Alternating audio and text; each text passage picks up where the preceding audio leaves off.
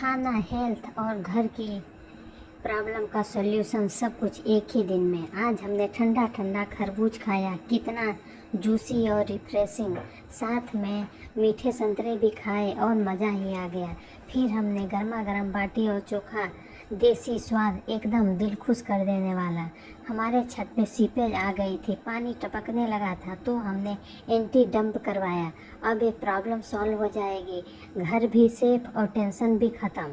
फिर हमने खाया हेल्दी सैंडविच और स्प्राउटेड टेस्ट के साथ हेल्थ भी। ऐसे ही छोटे छोटे खुशियाँ। Please like share subscribe. Thank you.